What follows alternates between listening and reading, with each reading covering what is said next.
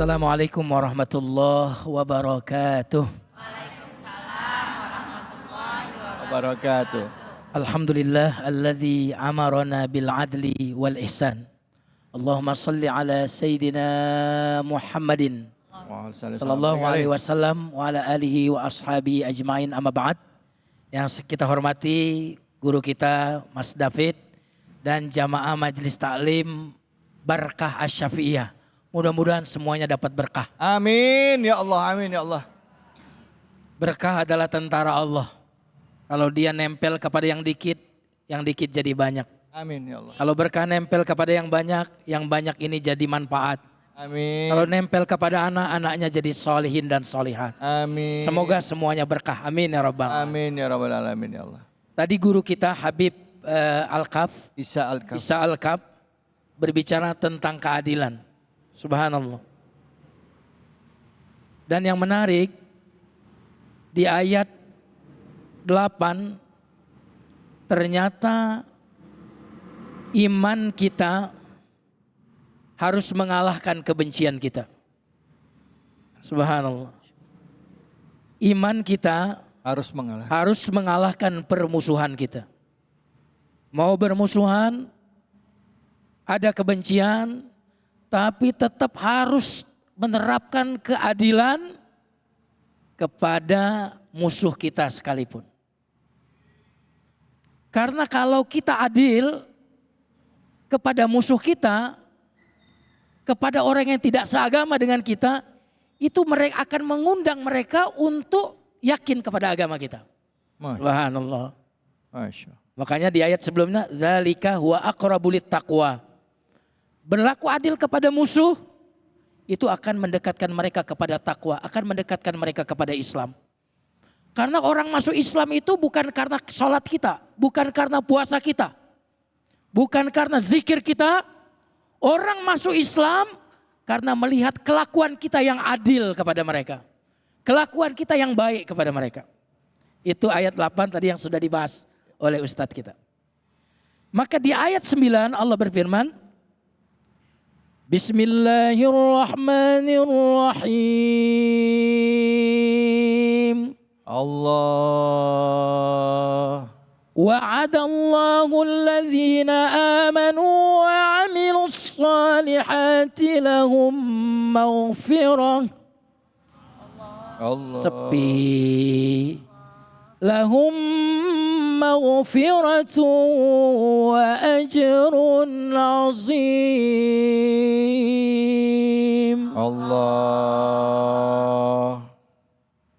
Allah berjanji kepada orang-orang yang beriman dan beramal soleh. Apa hubungannya dengan perintah berbuat adil sebelumnya? Ya. Berbuat adil adalah salah satu bentuk amal soleh. Subhanallah. Kira-kira kalau pemimpin adil, kira-kira rakyatnya demo enggak?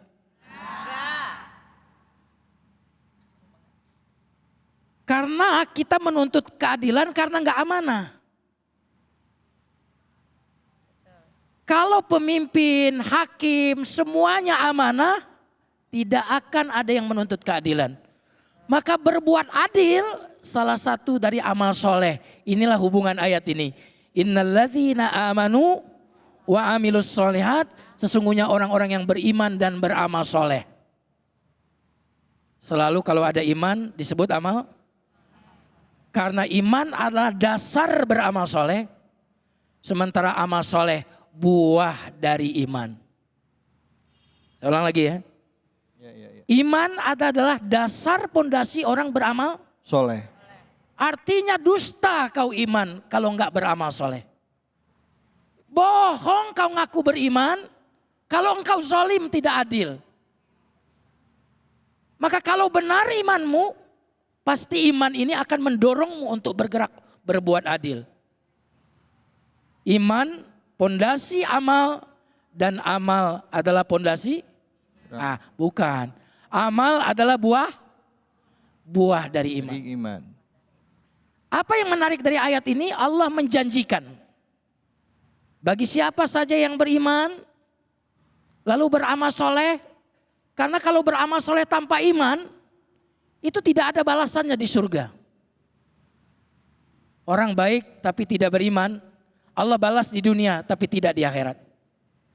Tapi kalau kita beriman dan beramal soleh, kata Allah apa? Lahum maghfiratun. Bagi mereka yang beriman dan beramal soleh, salah satunya berbuat adil, bagi mereka ampunan, wa ajrun azim, dan pahala yang azim, yang sangat besar. Kenapa didulukan ampunan baru pahala? Kenapa didulukan ampunan baru dapat surga? Wasari'u ila maghfiratim min rabbikum wa jannah.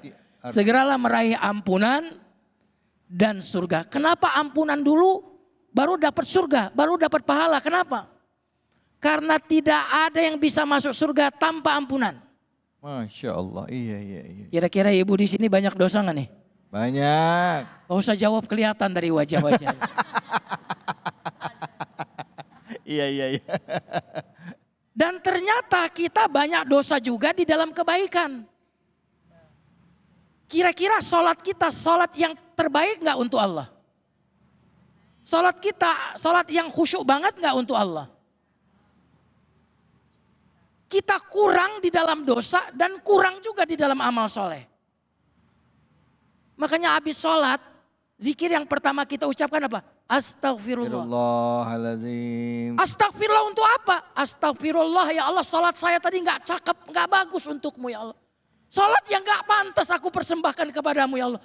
Aku minta ampun untuk sholat dan ibadah-ibadahku yang tidak sempurna aku lakukan. Jadi kalau dosa ya dosa, kebaikan pun penuh salah. Kalau tidak diampuni oleh Allah, niscaya kita tidak akan mendapatkan surga itu. Itu hubungannya. Ya. Dan mari kita lihat di ayat berikutnya.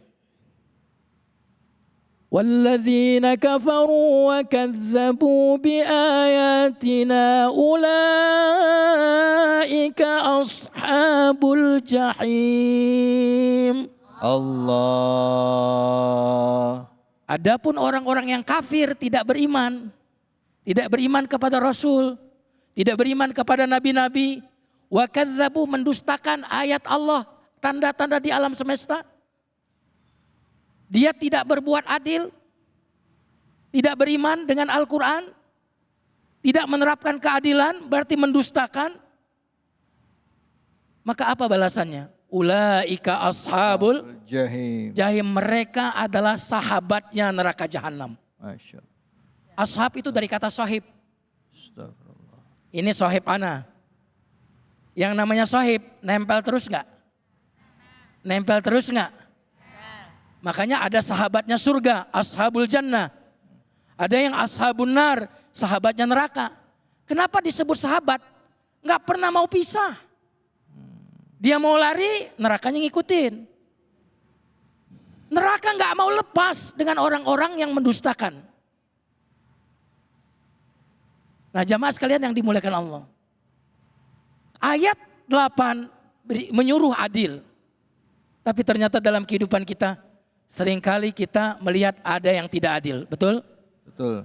Yang nyolong ayam digebukin, nyolong jemuran digebukin. Ya. Yang 300 triliunan korupsinya, hukumannya cuma 6,5. Nah, jamaah sekalian yang dimuliakan Allah. Orang yang tidak mendapatkan keadilan, tidak usah khawatir. Orang yang zalim itu apa? Nanti dibalas di neraka, jahanam, di neraka yang apinya 70 kali lipat lebih dari api yang ada di dunia ini. Dan itu yang akan didapatkan bagi orang-orang yang tidak menerima keadilan di dunia. Orang yang zalim kepadanya akan dihukum di neraka.